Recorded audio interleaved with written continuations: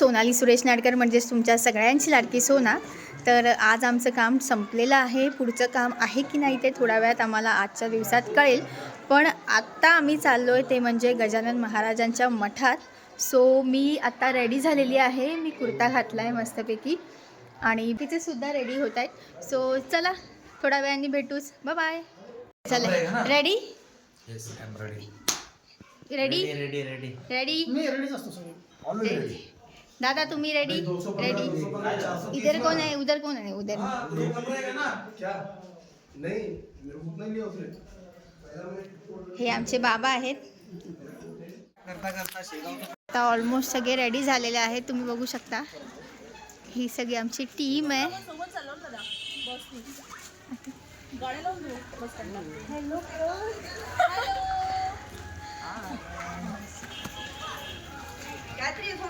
हा नुसता मोबाईल मध्येच असतो आणि बाकीची मंडळी हळूहळू येत आहेत।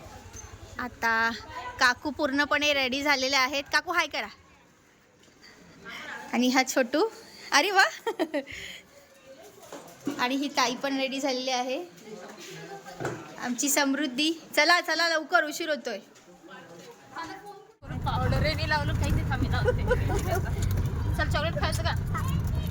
पार्ले बॉय आहे बघा होती, पण ही विदर्भातली पार्ले बॉय आहे, क्यूट। तो बोलतो जर मी फेमस झालो तर मी मुंबईला येणार आहे राहायला, हो की नाही? बघ। तर फायनली आम्ही एस टी स्टँडवर पोहोचलेलो आहोत आणि इथे तुम्ही बघू शकता अभिजितसुद्धा ब्लॉग करतोय। पण त्याच्या आधी मी ब्लॉग टाकणार आहे। पण अभिजितच्या चांदोसकर ब्लॉगला सुद्धा सबस्क्राईब करायला विसरू नका। इथे बरेच काही खाऊ वगैरे दिसत आहे। ओ अरे बापरे, दादा मला बोलवत आहे। आणि एस टीसुद्धा आलेली आहे। आता आमची धावपळ सुरू आहे। चला आता डायरेक्ट आपण एस टीमध्ये भेटूनच बोलूया। दीदी बस इथे।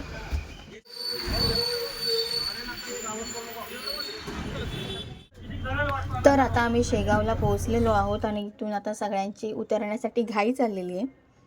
आता इथून आम्हाला थोडंसं चालावं लागणार आहे, थोडं लांब आहे, पण ठीक आहे। खूप छान वाटतं आहे आणि एक्सायटेड आहे मी।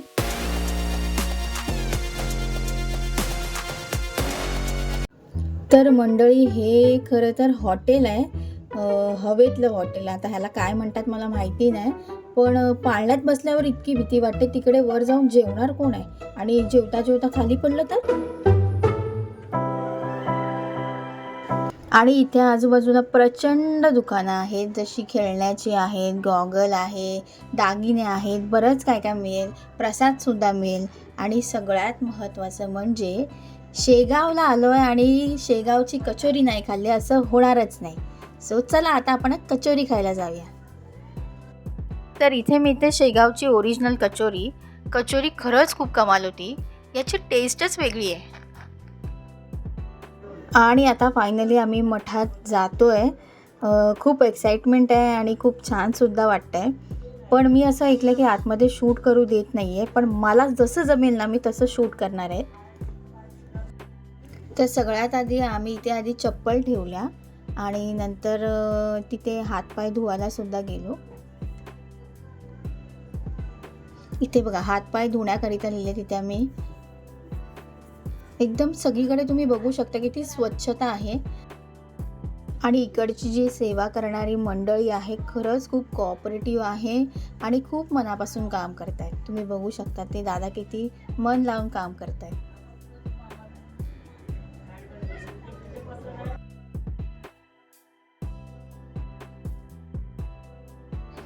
तर आता आम्ही हळूहळू मुखदर्शनाकडे चाललो आहे।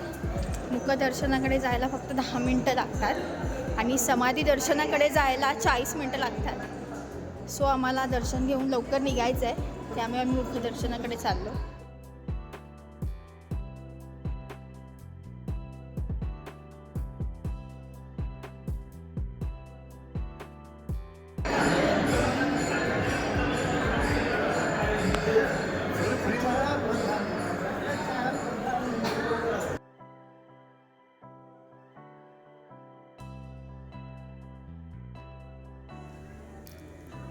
तर इथून पुढे मोबाईलला बंदी होती, पण तुम्हाला सगळ्यांना दर्शन मिळावं म्हणून मी छोटंसं धाडस केलेलं आहे. सो बघू शकता आता.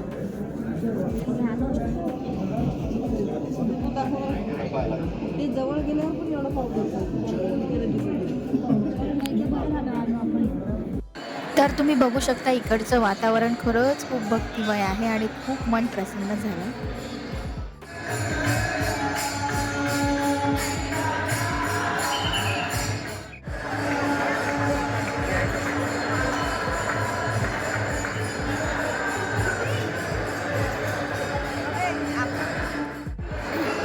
दर्शन मिळालं आहे आणि तुम्ही आजूबाजूचा ॲटमॉस्फिअर बघू शकता. खूप प्रसन्न वाटतं आणि खूप शांत वाटतंय. काही खूप भारी वाटतंय. वाटलं नव्हतं कधी शेगावच्या गजानन महाराजांचं दर्शन मिळेल आम्हाला. खूप भारी वाटतं.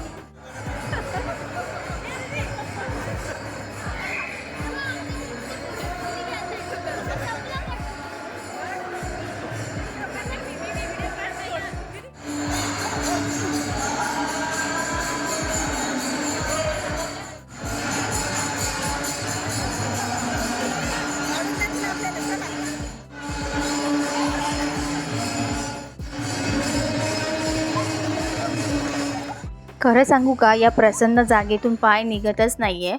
पण मी तुम्हा सगळ्यांना नक्की सांगेन की तुम्ही एकदा तरी शेगावच्या गजानन महाराजांच्या दर्शनाला या.